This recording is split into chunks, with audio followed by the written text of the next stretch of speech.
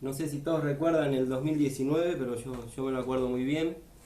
Me acuerdo muy bien todo lo vivido en ese tiempo. Y recuerdo también el mensaje que fue dando vuelta a lo largo de todo el año.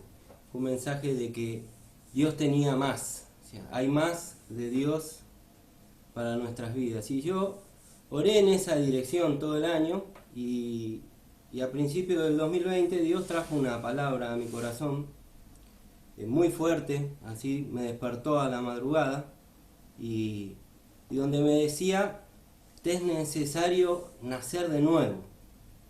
Y eso retumbaba en mi corazón de una manera muy especial. Así que me llevó a leer la palabra donde Jesús se encuentra con Nicodemo y tienen una discusión ahí. Discuten sobre que Nicodemo se acerca de noche a Jesús preguntándole, reconociendo que él era un maestro de parte de Dios, y donde Jesús le decía que le era necesario nacer de nuevo para ver el reino de Dios. Entonces Nicodemo le cuestiona, ¿no? ¿Cómo es posible nacer de nuevo ya siendo viejo? Entonces Jesús le vuelve a repetir, diciéndole, quien no nazca de agua ni del Espíritu, no puede entrar al reino de los cielos. Todo aquel que nace del Espíritu, dice, es como el viento. Lo oyes silbar, pero ignoras de dónde viene y a dónde va. Así es todo aquel que es nacido del Espíritu. Y me di cuenta de que realmente estaba muy lejos de eso, ¿no? De poder ser guiado de esa manera. Que tenía que tener una entrega totalmente completa al Señor para poder ser guiado así. Siempre recuerdo en algunos textos de la palabra donde Pablo es tocado por el Espíritu y el Espíritu en un momento le dice no, ahí no, esperá, en el viaje a Macedonia, donde Dios le dice no, acá no, esperá, y después el Espíritu del Señor le da luz verde y él va. Entonces reconocí que esto más que tenía que venir de parte de Dios venía acompañado de una entrega total de mi vida. Era necesario nacer de nuevo para poder adquirir esto más que tenía el Señor. Y quiero leer en Romanos, capítulo 12, verso 1 y verso 2. Dice, por lo tanto, hermanos, tomando en cuenta la misericordia de Dios, les ruego que cada uno de ustedes, en adoración espiritual, ofrezca su cuerpo como un sacrificio vivo, santo y agradable a Dios. Dice, no se amolden al mundo actual, sino sean transformados mediante la renovación de sus mentes. Así podrán comprobar cuál es la voluntad de Dios, que es buena, agradable y perfecta. Hay un momento en nuestras vidas en la cual tenemos que tomar una decisión que va a determinar una parte del rumbo de nuestras vidas. Por ejemplo, en lo laboral. Aquellos que eligen seguir una carrera, un oficio, toman una decisión que va a determinar el rumbo de sus vidas de ahí en adelante. Ahora bien, esta decisión que tomamos viene acompañada de una motivación, ¿no? De alguien que te motiva a tomarlo, alguien que te comparte las buenas noticias de esa carrera o las buenas noticias de aquel oficio. Yo por mi parte tomé una decisión de seguir este oficio. La motivación que pusieron en mí era lo que venía del después, sino lo del principio, sino a dónde me llevaba esta decisión. Me planteaban, de acá vas a poder mantener tu familia, mirada de proyección a futuro, esto que no funciona lo vas a hacer funcionar, y eso fue animando mi vida al tomarla y generó una pasión por aquello que hago, y esa pasión hizo que se opaque esa entrega al servicio, al hacerla, esa entrega a dejarlo todo por esa pasión que tenía, opacó todos los sacrificios y el esfuerzo de la carrera, y finalmente pude comprobar que fue agradable y que fue perfecto, ¿no? Que fue muy bueno para mí. Ahora bien, veamos el plano espiritual, veamos lo que Pablo le comparte a los hermanos en la carta esta a los romanos. Este texto a mí me encanta porque justamente el capítulo 12, como bien decía Carlos, es una carta, la tenemos que leer toda de corrido, pero justo en este capítulo es como que se marca un antes y un después de lo que Pablo venía compartiendo. Hay muchas cosas muy interesantes en los 11 capítulos anteriores, pero que creo que lo que Pablo deja bien claro en los 11 capítulos anteriores es la misericordia de Dios y las buenas noticias del reino de esta llegada de Jesús. Les deja bien claro que no había ninguna posibilidad de que fueran salvos, de que no había ninguna posibilidad de que sean perdonados sus pecados, de que no había ninguna posibilidad que puedan entrar al reino de Dios. Y llega al capítulo 12 y arranca diciéndoles: por lo tanto, hermanos, tomando en cuenta de que Dios tuvo tanta misericordia por ustedes, por nosotros, hoy nos dice a nosotros, les ruego que cada uno de ustedes en adoración espiritual le entregue su cuerpo como un sacrificio vivo, santo y agradable. Acá se ve bien la actitud de Pablo, bien de pastor, ¿no? Les ruego, dice, les ruego que en adoración espiritual le entreguen su cuerpo como un sacrificio vivo, santo y agradable a Dios. Pablo teniendo bien en cuenta que esto más que venía de Dios, tenía que haber una entrega total. No era algo, Dios no quería una parte, sino que lo quería todo de nuestras vidas. Y esto es lo mismo que Jesús comparte en Mateo 16:25. Vamos a leerlo. Dice así, versículo 25, dice: porque el que quiera salvar su vida, la perderá, pero el que la pierda su vida por mi causa, la encontrará. ¿De qué sirve ganar el mundo entero si se pierde la vida? Les hace una pregunta el Señor a sus discípulos ahí. Y yo muchas veces me encontré en esta situación, ¿no? Queriendo ganar el mundo entero equivocadamente, sin tener en cuenta la causa de Cristo, ¿no? Sin haber entregado mi vida por arrancando, siendo una reforma simplemente de mi vida, queriendo ser adelante, sin buscar esa llenura completa que nos pide el Señor, sin la entrega. Y eso lleva a veces a malos tratos en nuestra vida espiritual, nos hace confundir y no comprendemos bien con exactitud lo que Dios quiere hacer. Entonces Dios les hace otra pregunta. Jesús acá dice: ¿o qué se puede dar a cambio de la vida? ¿No? Entonces, es una vida por otra vida, ¿verdad? Es esta entrega que nos pide el Señor, una entrega completa para ganar esta vida maravillosa. Aquel que no nazca de nuevo, que no pierda su vida por completo, no puede entrar al reino de Dios. O sea, hay cosas que traemos de nuestras vidas que impiden que el Espíritu se pueda mover con esa libertad que tiene el Espíritu. Entonces en el versículo 27 Jesús les dice: porque el Hijo del Hombre ha de venir en su gloria de su Padre, dice, con sus ángeles, y entonces recompensará a cada persona según lo que haya hecho, según su entrega. Recompensará a cada persona según lo que haya hecho con esta vida nueva que les di. Hay dos cosas que estoy seguro que el Señor va a hablar conmigo el día que esté en su presencia. La primera, estoy seguro que ese día el Señor me va a preguntar si realmente me arrepentí en ese momento que escuché el mensaje de las buenas nuevas. Y la segunda cosa que me va a preguntar, que me va a decir, estoy seguro, esto es para mí, que me va a pedir cuentas de qué manera edifiqué a partir de que pusieron ese cimiento en mi vida. Es muy importante en este tiempo,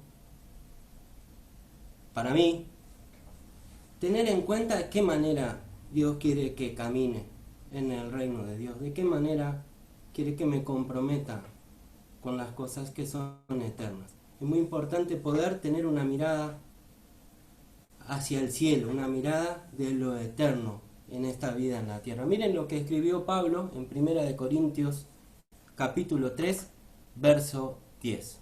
Dice: según la gracia que Dios me ha dado, Pablo, yo, dice, como maestro constructor, eché los cimientos, compartió el mensaje puso los cimientos. Y otro construye sobre ellos. Pero cada uno, dice, tenga cuidado de cómo construye. Porque nadie puede poner un fundamento diferente del que ya está puesto, que es Cristo Jesús. Si alguno construye sobre este fundamento, ya sea con oro, plata, piedras preciosas, o con madera, heno y paja, su obra se mostrará tal cual es, dice. Pues el día del juicio la dejará al descubierto, dice. El fuego la dará a conocer y pondrá a prueba la calidad del trabajo de cada uno, dice. Si lo que alguien ha construido permanece, recibirá su recompensa. Pero si su obra es consumida por las llamas, él sufrirá pérdida, dice. Será salvo, pero como quien pasa por el fuego. Wow, yo cuando empecé a leer todo esto, estas semanas que lo leía, digo, qué tremendo, ¿no?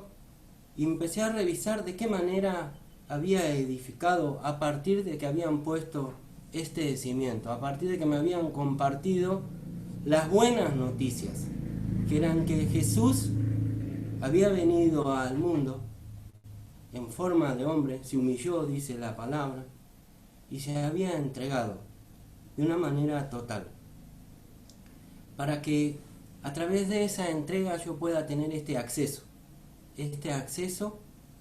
a la presencia del Señor, este acceso a poder hablar con el Padre. Tengo dos preguntas en esta mañana que me quiero hacer a mí y que te quiero hacer a vos para que te vayan trabajando en tu corazón. La primera es, ¿qué es lo que te motiva en esta vida en el Señor? ¿Cuál es tu motivación, hermanos queridos? ¿Cuál es tu pasión? ¿Cuál es la pasión que tenés de haber empezado esta vida en el Señor? Muchas veces esperamos tener sensaciones con Dios para dar pasos en el Señor. Me ha pasado muchas veces buscar en reuniones, sentir algo sobrenatural de parte del Señor para responder. Muchas veces me ha tocado hablar con muchos donde querían experimentar ese amor que tiene el Señor para nosotros. Y me di cuenta de que ese amor está en su entrega. Ese amor total de parte del Señor está en su entrega, en la entrega de su Hijo. Y es aquello a lo cual me tiene que dar la motivación permanente y la pasión para poder entregar mi cuerpo de una manera completa. Pablo lo tenía muy claro, rogaba a los hermanos que pudieran comprender esto, les habló de las misericordias de Dios. Les ruego, hermanos, que porque Dios tuvo tanta misericordia, ustedes se entreguen como un sacrificio vivo ahora.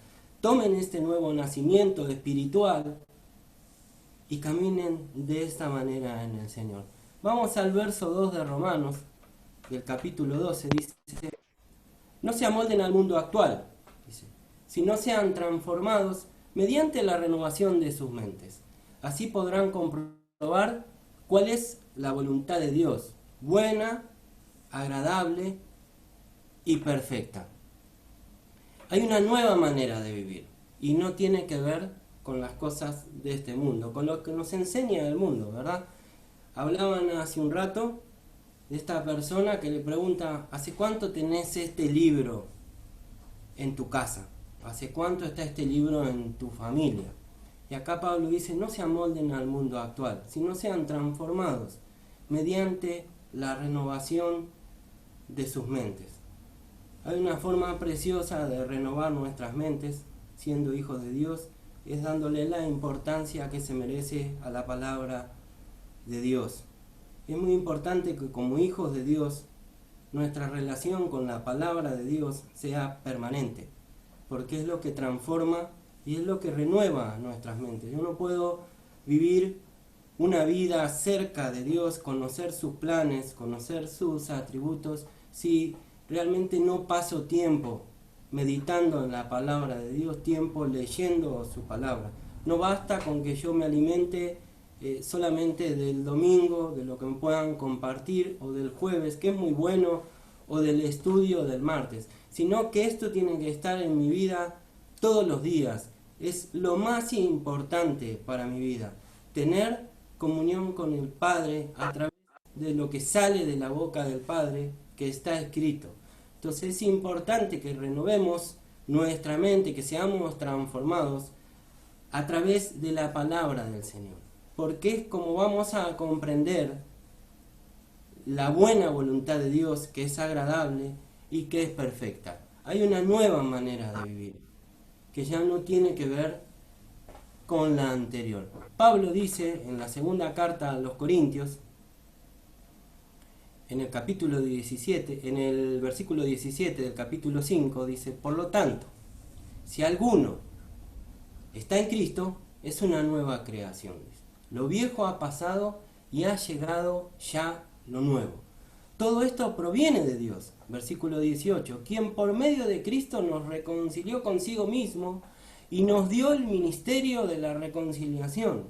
Esto es, que en Cristo Dios estaba reconciliando al mundo consigo mismo, no tomando en cuenta su pecado y encargándonos a nosotros el mensaje de la reconciliación.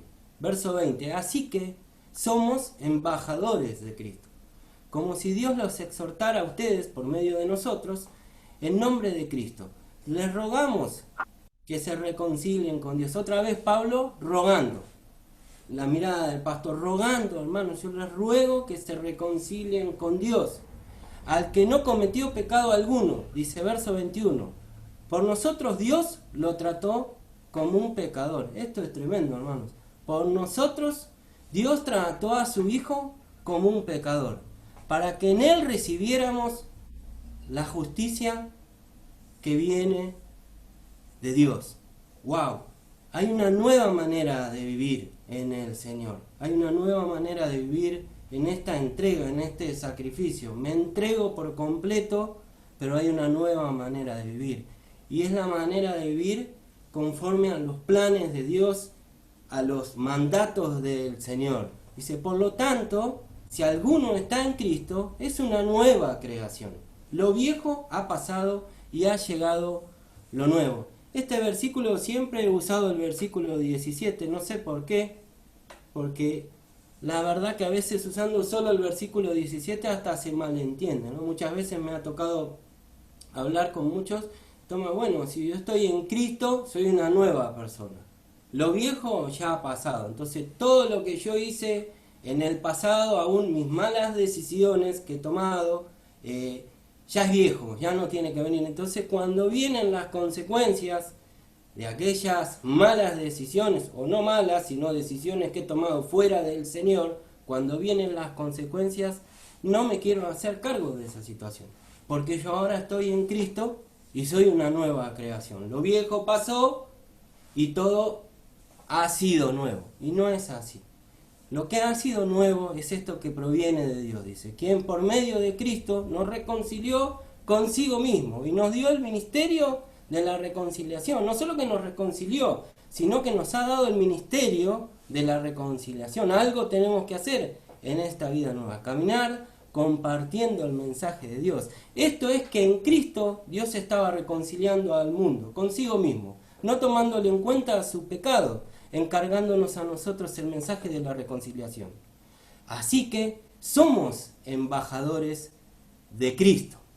Les rogamos que se reconcilien con Dios. Hermanos, si conoces a alguien que hoy se ha alejado del Señor, rogale que se reconcilie con Dios.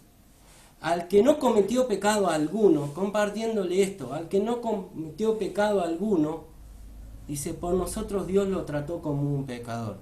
¡Wow! ¡Qué amor tan grande, hermanos! Este es el Evangelio, este es el verdadero Evangelio, para que en él recibiéramos la justicia que viene de Dios. Somos justificados por medio de la entrega de Jesús. Y esto es lo bueno. Yo veo todos los mensajes de Pablo, todos los mensajes de los apóstoles, ¿no? Tienen que ver con esto. No se movían de esta verdad tremenda, que era el cimiento. Arrancaban de ahí. Cristo vino a la tierra y se entregó a sí mismo. Y fue a la cruz a la muerte. Por eso Dios lo exaltó y le dio este nombre, que es sobre todos los nombres, y hoy nosotros tenemos acceso a esta reconciliación con Dios. Por eso es importante que en este tiempo, más que nunca, comprendamos cuál es nuestra motivación como hijos de Dios, cuál es nuestra pasión. ¿Qué te apasiona, joven? ¿Qué es lo que te apasiona? ¿Quién es tu ídolo? ¿En dónde estás poniendo todo tu corazón? Hermano querido, ¿qué tiempo le dedicamos al Señor, a la Escritura? ¿Qué tiempo le dedicamos a la oración, a tener relación con nuestro Dios? Cristo nos ha reconciliado para darnos una vida nueva. ¿Cuál? Somos embajadores de Dios por medio de Cristo Jesús. Conclusión. Somos una nueva creación. Tenemos una nueva manera de vivir, con mandatos que vienen de parte del Señor para nuestras vidas, el cual nos hacen posible enfrentar cualquier situación que venga del pasado, cualquier situación que venga del presente, porque en esta nueva manera de vivir está el Señor con nosotros y el Espíritu del Señor con nosotros. Y quiero terminar compartiendo un texto que está en Colosenses, en el capítulo 3, a partir del verso 6. Dice: por eso, Pablo hablando otra vez a los hermanos de Colosa, dice: de la manera que recibieron a Cristo Jesús como su Señor, como el Rey absoluto, como el que gobierna, vivan ahora en Él.